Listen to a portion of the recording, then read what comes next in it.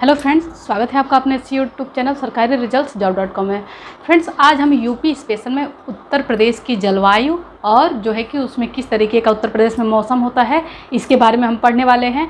किस मानसून से उत्तर प्रदेश में वर्षा होती है, लौटते हुए मानसून से कि आते हुए मानसून से, किस जो है कि ज़िले में ज़्यादा वर्षा होती है, कहाँ कम होती है और क्यों होती है, किस रीजन से होती है, ये सारे टॉपिक्स हम एक एक करके क्लियर करने वाले हैं।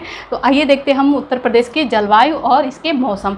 तो सबसे पहले ये देखिए कि क्या जलवायु और मौसम एक ही होता है या फिर दोनों में अंतर होता है। तो देखिए, जलवायु जो है कि एक दीर्घकालीन प्रक्रिया है, यानी कि किसी भी स्थान की जलवायु जो है कि परिवर्तित होती है, लेकिन जैसे कि अभी है कि पहले की अपेक्षा अभी की जलवायु परिवर्तित हुई है ग्लोबल वार्मिंग की वजह से। लेकिन मौसम जो है कि ये अल्पकालीन, वायुमंडल की अल्पकाल की प्रक्रिया है, यानी कि आज मौसम कुछ और है, कल हो सकता है कि जैसे बादल पूरा छा जाए, बारिश हो, तो मौसम जो है कि प्रक्रिया होती है। अभी धूप है, अभी छाँव हो जाएगा, तो ये मौसम कहलाता है। जबकि जलवायु जो है ये भी परिवर्तित होती है, लेकिन एक ये दीर्घकालीन प्रक्रिया है। ठीक है, तो सबसे पहले जलवायु के बारे में हम लिखेंगे कि ये क्या है, दीर्घकालीन प्रक्रिया है।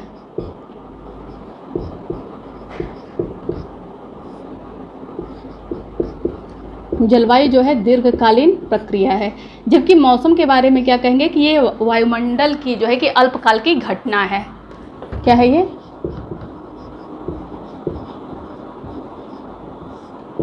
वायुमंडल की अल्पकाल की घटना है।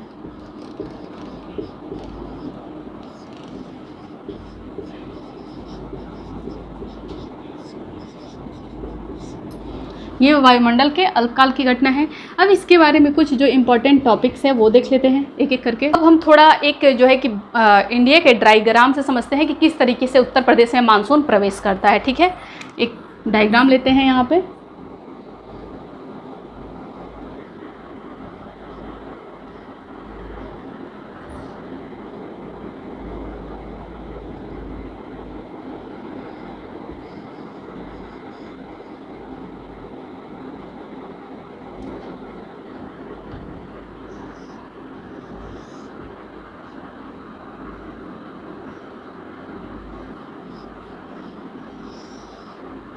ये समझिए कि हमारा जो है कि भारत का डायग्राम है। ठीक है,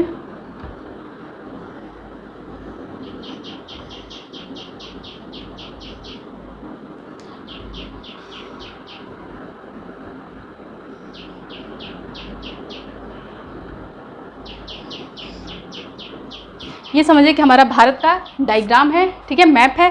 तो इससे हम समझते हैं कि किस तरीके से जो है कि हमारा उत्तर प्रदेश कहाँ पड़ता है। यहाँ पे पड़ता है हमारा उत्तर प्रदेश। ठीक है, तो उत्तर प्रदेश जब इस भाग में पड़ता है तो इसमें सबसे पहले देखेंगे कि किस तरीके से। देखिए, तो भारत के बीचों बीच से होके जो है कि कौन सी रेखा गुजरती है, कर्क रेखा गुजरती है।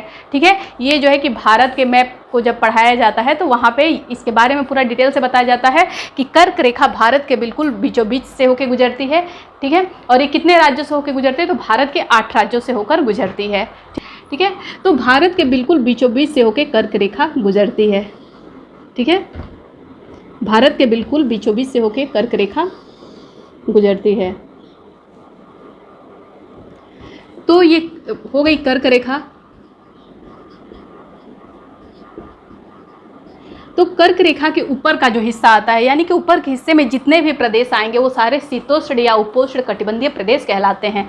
कर्क रेखा के ऊपर जितने भी स्थित हैं वो शीतोष्ण या उपोष्ण, इसको उपोष्ण भी कह सकते हैं या शीतोष्ण भी कह सकते हैं, उपोष्ण कटिबंधीय प्रदेश कहलाते हैं, कटिबंधीय प्रदेश कहलाते हैं। और जो कर्क रेखा के नीचे होता है वो उष्ण कटिबंधीय प्रदेश कहलाता है। क्या कहलाता है? उष्ण कटिबंधीय प्रदेश।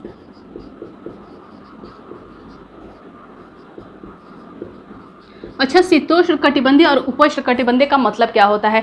तो जो उष्ण कटिबंधीय प्रदेश हैं, यानी कि जो कर्क रेखा के नीचे जितने भी हमारे राज्य आते हैं, तो उष्ण कटिबंधीय का मतलब होता है कि वहाँ पर गर्मी अधिक मात्रा में पड़ती है। ठीक है, और जो शीतोष्ण कटिबंधीय प्रदेश होते हैं या फिर उसी को उपोष्ण कहते हैं, तो वहाँ पर ना ज़्यादा गर्मी पड़ती है ना ज़्यादा ठंडी पड़ती है। तो हमारा उत्तर प्रदेश जो है कि कर्क रेखा के ऊपर स्थित है, यानी कि कौन से कटिबंधीय प्रदेश में है, तो शीतोष्ण या उपोष्ण कटिबंधीय प्रदेश में है।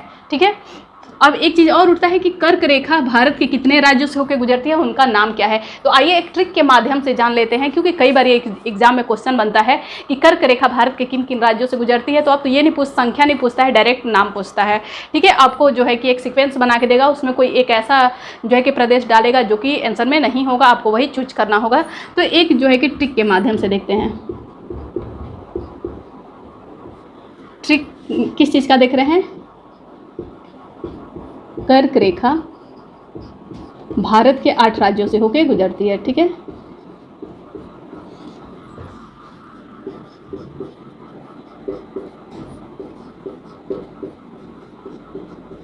आठ राज्यों से होकर गुजरती है। तो अब उसका ट्रिक क्या है? उसका ट्रिक है यहाँ पे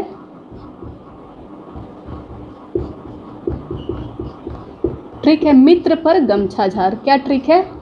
मित्र पर गमछा झार। तो देखिए, मी से हो जा रहा है हमारा मिजोरम। क्या हो रहा है? मी से मिजोरम। त्र से क्या हो जा रहा है? त्रिपुरा। प से क्या हो जाता है? ये पश्चिम बंगाल।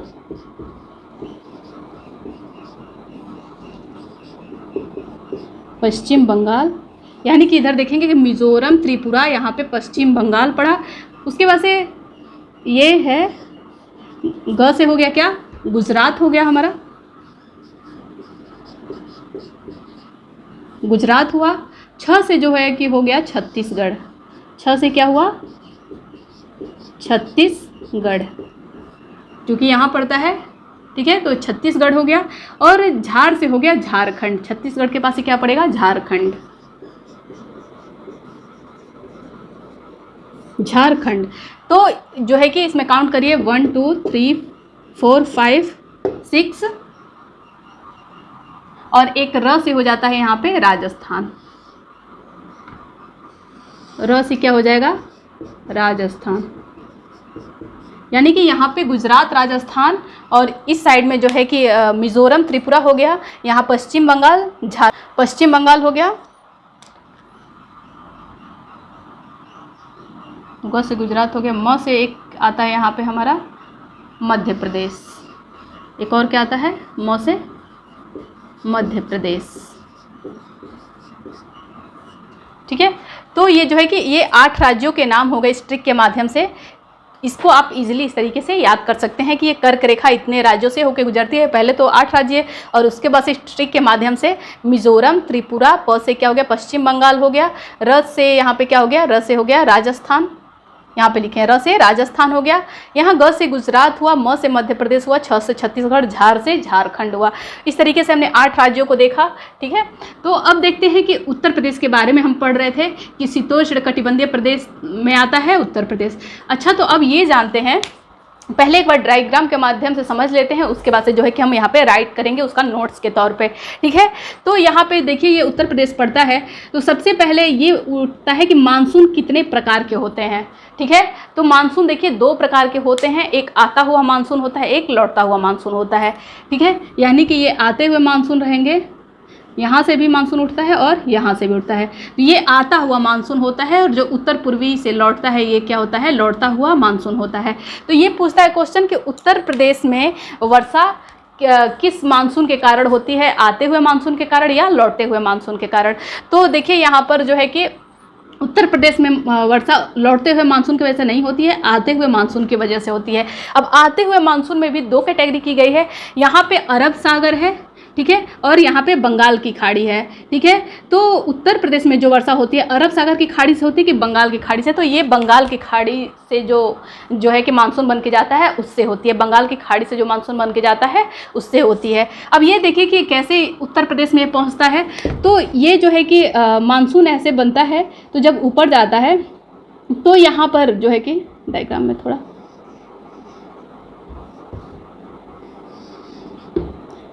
ऐसे है। तो यहाँ पर जो है कि मेघालय में जहाँ पे बहुत ज़्यादा वर्षा होती है, चेरापूंजी में, यहाँ पर जो है कि मेघालय में जो है कि गारो खासी जयंती नाम की पहाड़ी है, ठीक है।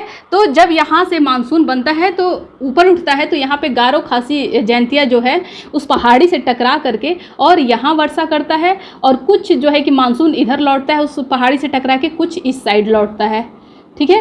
तो जो इस साइड लौटता है वो ब्रह्मपुत्र नदी की तरफ जाता है, और जो इधर जाता है वो नदी घाटी में प्रवेश, गंगा घाटी में प्रवेश कर जाता है। और जो मानसून गंगा घाटी में प्रवेश करता है वही उत्तर प्रदेश में जो है कि वर्षा करता है, ठीक है। तो इस तरीके से हमने डायग्राम के माध्यम से थोड़ा समझने का कोशिश हम लोगों ने किया। अब आइए एक एक पॉइंट लिख करके इसको समझते हैं ताकि आपको कॉन्सेप्ट और ज़्यादा क्लियर हो जाए।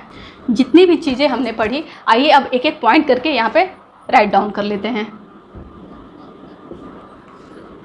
सबसे पहला पॉइंट था कर्क रेखा के बारे में,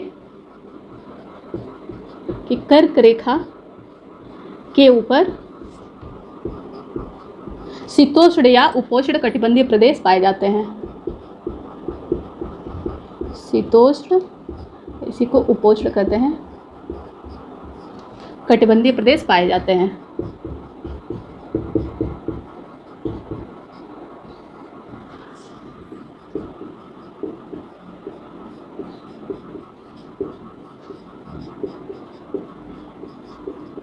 शीतोष्ण या उपोष्ण कटिबंधीय प्रदेश पाए जाते हैं। और कर्क रेखा के नीचे, कर्क रेखा के नीचे, कर्क रेखा के नीचे जो है कि उष्ण कटिबंधीय प्रदेश पाए जाते हैं।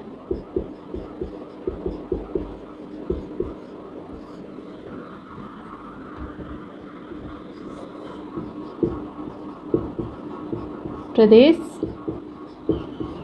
पाए जाते हैं। शीतोष्ण कटिबंधीय का मतलब होता है कि जहाँ ज़्यादा गर्मी ना हो। अतः हमारा उत्तर प्रदेश किस कटिबंधीय प्रदेश में स्थित है? शीतोष्ण कटिबंधीय प्रदेश में। तो उत्तर प्रदेश के लिए के उत्तर प्रदेश शीतोष्ण कटिबंधीय प्रदेश में स्थित है।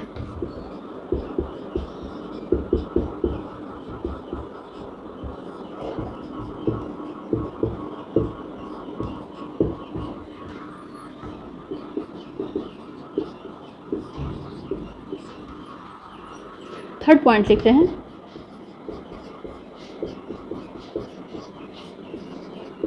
शीतोष्ण कटिबंधीय का मतलब क्या होता है वो लिख लेते हैं एक लाइन में। जहाँ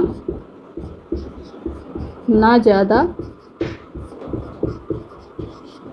गर्मी हो, ना ज़्यादा ठंडी, ठीक है। जहाँ ना ज़्यादा गर्मी हो ना ज़्यादा ठंडी, उसे शीतोष्ण कटिबंधीय प्रदेश कहते हैं। अब एक चीज़ ये जान लेते हैं, एक ये क्वेश्चन बनता है कि कर्क रेखा और मकर रेखा के लिए, कि कर्क रेखा पर सूर्य की किरणें कब लंबवत पड़ती हैं और मकर रेखा पर सूर्य की किरणें कब लंबवत पड़ती हैं। ये डेट हमेशा एग्जाम में मैक्सिमम बार रिपीटेड है। तो इसके लिए लिखते हैं, कर्क रेखा पर सूर्य की किरणें 21 जून को लंबवत चमकती हैं, लंबवत पड़ती हैं। कब? 21 जून को लंबवत पड़ती हैं या चमकती हैं।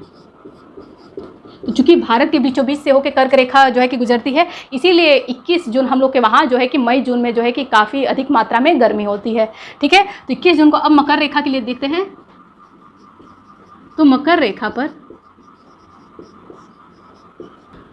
रेखा पर सूर्य की किरणें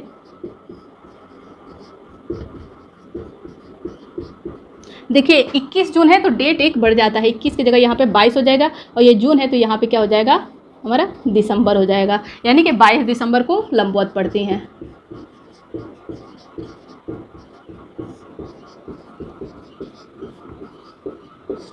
ठीक है।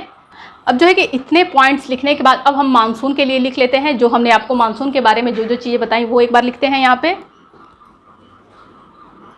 अब आइए आगे हम देखते हैं मानसून के बारे में, ठीक है। जितने टॉपिक्स हम मैप के माध्यम से समझे थे उसको अब हम राइट करके समझेंगे। तो हमने बताया कि मानसून इसमें दो तरीके का होता है, एक आता हुआ मानसून, एक लौटता हुआ मानसून। तो उसमें किस मानसून से जो है कि उत्तर प्रदेश में वर्षा होती है, यही चीज़ आपको देखना है, ठीक है, क्योंकि आप उत्तर प्रदेश स्पेशल पढ़ रहे हैं। तो इसमें तो मानसून में है कि दो होता है, एक आता हुआ मानसून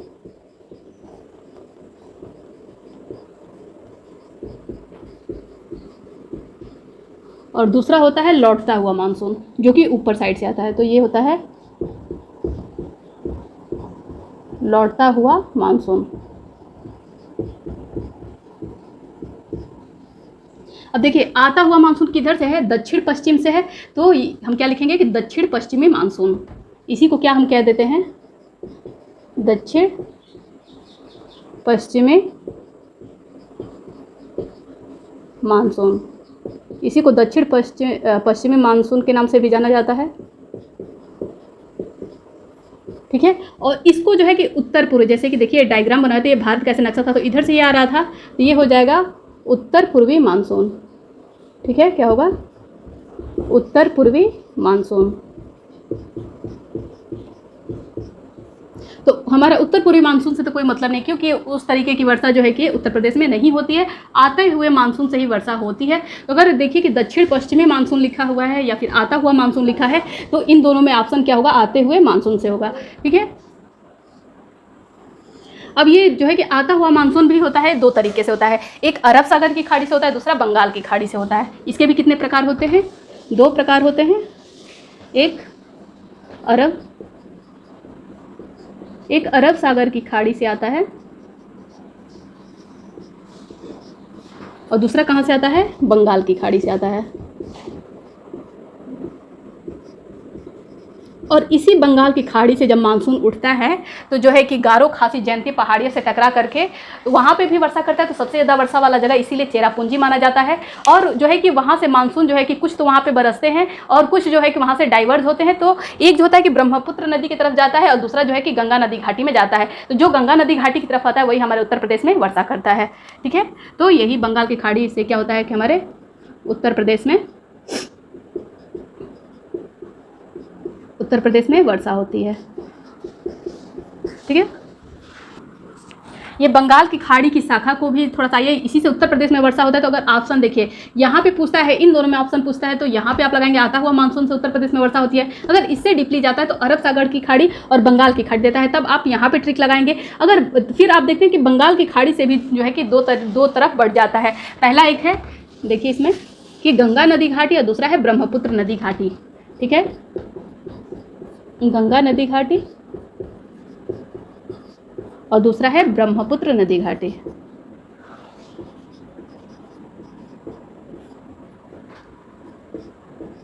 नदी घाटी इसमें भी कहाँ से होता है, अगर इन दोनों में ऑप्शन आता है तो आप कहाँ से लगाएंगे, यहाँ से उत्तर प्रदेश में, यहाँ से गंगा नदी घाटी से वर्षा होती है, ठीक है। क्योंकि अभी मैंने जब आपको नदियाँ पढ़ाया था तो उत्तर प्रदेश में देखे थे कि किस तरीके से गंगा नदी सबसे लंबी नदी जो है कि, और सबसे ज़्यादा गंगा नदी की लंबाई जो होती है उत्तर प्रदेश में ही होती है। तो गंगा नदी घाटी से उत्तर प्रदेश में यहाँ पे वर्षा होती है। अच्छा, यहाँ पर किस तरीके से, जैसे कि जब ये मानसून आगे बढ़ता है तो आइए एक क्रम देखते हैं कि किस तरीके से उत्तर प्रदेश में आता है। सबसे पहले ये जो बंगाल की खाड़ी से जाता है, तो जब जो है कि उन पहाड़ों से टकराता है तो ये पहले पश्चिम बंगाल में वर्षा करता है। सबसे पहले पश्चिम बंगाल में जाती है, उसके बाद से बिहार में जाती है, उसके बाद से उत्तर प्रदेश में जाती है और सबसे लास्ट में कहा जाती है दिल्ली में ये प्रवेश करती है, ठीक है। तो यहाँ पे आप लिख सकते हैं मानसून का प्रवेश, मानसून का प्रवेश कौन से मानसून का है, जो कि गंगा नदी घाटी से है। गंगा नदी घाटी में जो है कि सबसे पहले पश्चिम गंगा नदी घाटी मानसून का प्रवेश किस तरीके से होता है, गंगा नदी घाटी से मानसून का प्रवेश किस तरीके से होता है, पहले पश्चिम बंगाल में, फिर बिहार में, फिर उत्तर प्रदेश में, फिर दिल्ली में, ठीक है। तो इस तरीके से हमने जो है कि एक डायग्राम के माध्यम से जो है कि समझा। उम्मीद करती हूँ कि ये आपको जो है कि अब पूरी चीज़ें कट एंड क्लियर होंगी, क्योंकि पहले आपको मैप से बताया गया, फिर यहाँ पे जो है कि कैटेगराइज करके बताया गया, इसके पूरे शाखा दिखाया गया कि किस किस भागों में बटा होता है, ठीक है। तो आइए अब इसके बाद से जो है कि उत्तर प्रदेश के बारे में अब जो भी इम्पोर्टेंट टॉपिक्स हैं वो लिखते हैं। अब हम कुछ पॉइंट नोट डाउन करते हैं। तो जो है कि बंगाल की खाड़ी समीप होने के कारण उत्तरी पूर्वी क्षेत्रों में अधिकतम वर्षा होती है। पहला पॉइंट लिखते हैं,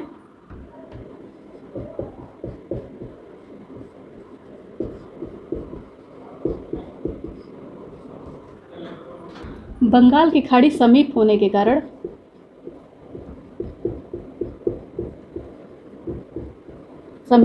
कारण पूर्वी उत्तर क्षेत्रों में वर्षा अधिक होती है। पूर्वी उत्तर क्षेत्र में वर्षा अधिक होती है।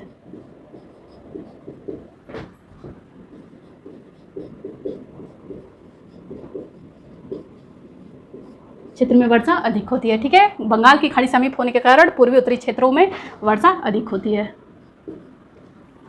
सेकेंड पॉइंट हम उत्तर प्रदेश के लिए लिखते हैं। जैसे ये आता है कि किस महीने में उत्तर प्रदेश में जो है कि मानसून प्रवेश कर जाता है, तो जुलाई महीने में उत्तर प्रदेश में मानसून प्रवेश कर जाता है। ठीक है, तो है उत्तर प्रदेश में जुलाई माह में मानसून प्रवेश कर जाता है। ठीक है,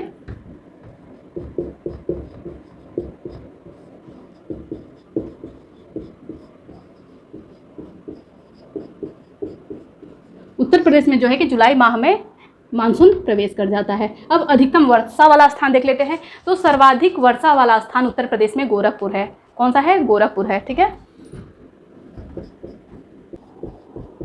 उत्तर प्रदेश में सर्वाधिक वर्षा वाला क्षेत्र कौन सा है? गोरखपुर है। गोरखपुर है। और वही कम वर्षा वाला क्षेत्र पूछा जाए तो यहाँ पे अगर सेम चीज़ हो कि उत्तर प्रदेश में कम वर्षा वाला क्षेत्र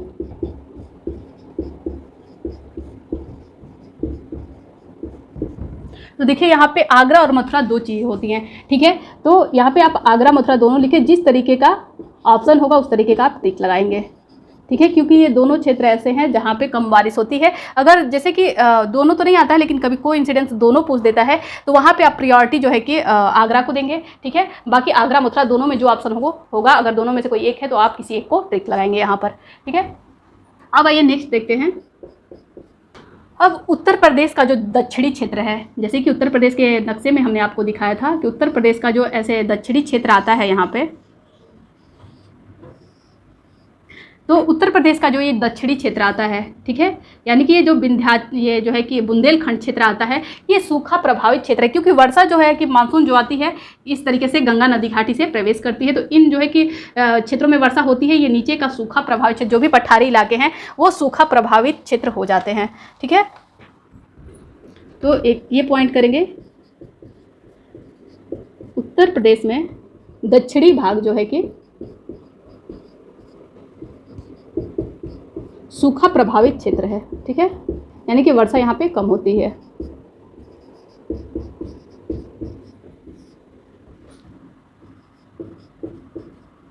सूखा प्रभावित क्षेत्र है। आइए थोड़ा डायग्राम के माध्यम से समझते हैं। उत्तर प्रदेश का यहाँ पे एक जो है कि उत्तर प्रदेश का मैप बनाते हैं और उसके माध्यम से समझ लेते हैं कि ये जो चीज़ें लिखे हैं किस तरीके से यहाँ पे होती हैं। ठीक है, उत्तर प्रदेश का ये नक्शा हुआ, इससे हम थोड़ा समझते हैं कि किस तरीके से कौन सा बाढ़ प्रभावित क्षेत्र हो जाता है, कौन सा सूखा प्रभावित क्षेत्र होता है। तो इस डायग्राम के माध्यम से, उत्तर प्रदेश के डायग्राम के माध्यम से थोड़ा बहुत हम समझने का कोशिश करते हैं कि कौन सा बाढ़ प्रभावित क्षेत्र है, कौन सा सूखा प्रभावित क्षेत्र है। तो देखिए कि जैसे मानसून प्रवेश करता है तो ये गंगा नदी घाटी से प्रवेश करता है। कहाँ से प्रवेश करता है? गंगा नदी घाटी से प्रवेश करता है। और चूंकि इधर जो है कि दलदली स्थान भी होता है, हमने आपको बताया था भावर और तराई के क्षेत्र होते हैं, तो यहाँ पर जो है कि ये बाढ़ प्रभावित क्षेत्र होते हैं। ठीक है, यानी कि इन क्षेत्रों में बाढ़ मैक्सिमम आता है। बाढ़ प्रभावित क्षेत्र होते हैं। और जो ये नीचे का हमने बताया था कि जो है बुंदेलखंड पठार का भाग आता है, तो ये जो है कि सूखा प्रभावित क्षेत्र है। ये सब क्या हैं? ये सूखा प्रभावित क्षेत्र है। ये जो है कि बुंदेलखंड हो गया और ये जो हो गया विंध्यनक्रम यानी कि बाघेलखंड हो गया, तो ये सूखा प्रभावित क्षेत्र हो जाता है। ठीक है, सूखा प्रभावित क्षेत्र हो जाता है। और चूंकि देखिए ये जो स्थान है, यानी कि यहाँ पे जैसे कि बलिया, यहाँ से गंगा नदी निकलती है, बलिया है, ये सारे इलाके हैं, तो यहाँ पर जो है कि चूंकि ऊपर की अपेक्षा ये स्थान जो है उत्तर प्रदेश का, ये क्षेत्र जो है कि ये ढलान है, तो ये भी बाढ़ प्रभावित क्षेत्र होते हैं। ये भी क्या हो जाते हैं, बाढ़ प्रभावित, जैसे कि इसमें बलियाँ आ जाता है और अन्य सारे राज्य आते हैं, तो ये भी बाढ़ प्रभावित क्षेत्र होते हैं और ये भी बाढ़ प्रभावित क्षेत्र होते हैं। और यहाँ पे जो है कि राप्ती नदी निकलती है, जिसपे जो है कि गोरखपुर बसा हुआ है, तो गोरखपुर यहाँ पे सर्वाधिक वर्षा वाला, ठीक है, सर्वाधिक वर्षा वाला। और यहाँ पे जो है कि हमारा मथुरा पड़ता है, मथुरा पड़ता है, तो मथुरा क्या है, सबसे कम वर्षा वाला, ठीक है। मथुरा, अगर आगरा पूछता है तो आगरा का डायग्राम ऐसे निकला हुआ है, ये आगरा है, तो ये जो है कि क्या है, कम जो है कि कम वर्षा वाले क्षेत्र होते हैं। तो इस तरीके से हमने डायग्राम के माध्यम से समझने का कोशिश किया कि किस तरीके से जो है कि कहाँ बाढ़ प्रभावित क्षेत्र होता है, कहाँ सूखा प्रभावित क्षेत्र है। अब आइए कुछ और पॉइंट्स लिखते हैं जो है कि उत्तर प्रदेश के बारे में, जो भी जो है कि मानसून से रिलेटेड है। अब हम देखते हैं कि उत्तर प्रदेश में किस तरीके के ग्रीष्म ऋतु में जो है कि हवाएं चलती हैं, ठीक है। तो उत्तर प्रदेश में ग्रीष्म ऋतु में, यानी कि गर्मी में, ग्रीष्म ऋतु में शुष्क और गर्म हवाएं चलती हैं। किस तरीके की, शुष्क और गर्म हवाएं चलती हैं। इसे हम क्या बोलते हैं, इसे हम बोलते हैं लू का नाम देते हैं, ठीक है, इसे लू कहते हैं। इससे सबसे ज़्यादा प्रभावित कौन सा है क्षेत्र, तो इससे जो है कि पश्चिमी उत्तर प्रदेश जो है कि ज़्यादा प्रभावित रहता है। पश्चिमी उत्तर प्रदेश का मतलब क्या, कि उत्तर प्रदेश में जैसे कि ये हुआ पूरब, पश्चिम, उत्तर, दक्षिण, तो इससे जो है कि ये क्षेत्र जो होता है, इस साइड का क्षेत्र, उत्तर प्रदेश का इस साइड का क्षेत्र ज़्यादा प्रभावित रहता है, ठीक है। तो लिखेंगे कि इससे उत्तर पूर्वी क्षेत्र जो है कि इससे पश्चिमी उत्तर, ठीक है, पश्चिमी उत्तर क्षेत्र ज़्यादा प्रभावित रहता है।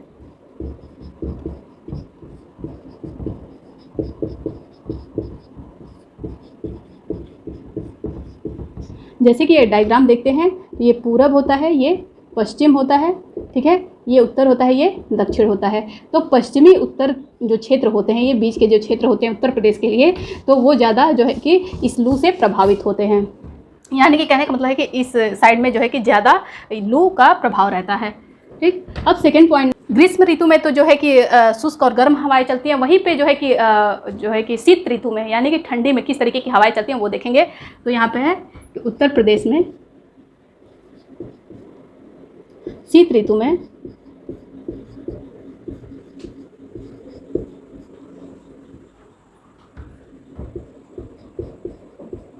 आर्द्र और ठंडी हवाएं चलती हैं, ठीक है, जिसे हम शीतलहर का नाम देते हैं, ठीक है। ठंडी हवाएं चलती हैं, इसे हम किसका नाम देते हैं, तो इसे हम नाम देते हैं शीतलहर का। इसे शीतलहर का नाम दिया जाता है।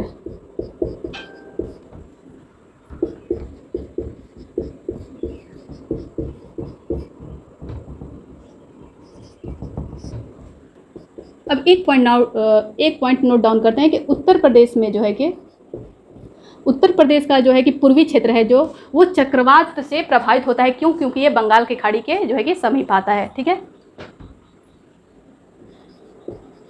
पूर्वी क्षेत्र जो है कि किससे,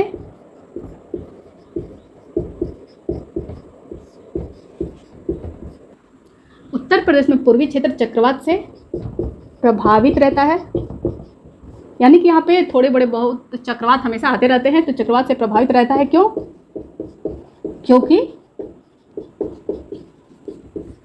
क्योंकि यह बंगाल की खाड़ी के समीप है, बंगाल की खाड़ी के समीप है,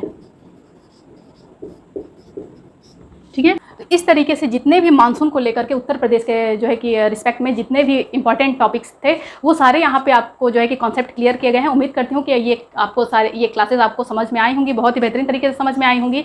अगर आपको जो है कि ये वीडियो समझ में आई है, हमारी टीचिंग स्किल समझ में आई, तो हमें कमेंट के माध्यम से बताएं। और जो है कि इसके आगे अब नेक्स्ट चैप्टर लेके आएंगे, उत्तर प्रदेश की जो है कि कृषि के बारे में लेके आएंगे। और ये सारी चीज़ें देखिए, उत्तर प्रदेश स्पेशल है, यूपी स्पेशल है, तो जो है कि आगे कृषि का लेके आ रही हूँ। उत्तर प्रदेश में किस तरीके की कृषि व्यवस्था है, कहाँ कहाँ किस तरीके की कृषि की जाती है, कहाँ पे कौन सी फसलों का उत्पादन अधिक होता है, तो ये अब जो है कि नेक्स्ट हमारी क्लास में आएगी। तब नेक्स्ट क्लासेस के लिए इंतजार करिए। अगर वीडियो पसंद आती है तो प्लीज़ लाइक, सब्सक्राइब और ज़्यादा से ज़्यादा शेयर करें। Thank you for watching this video.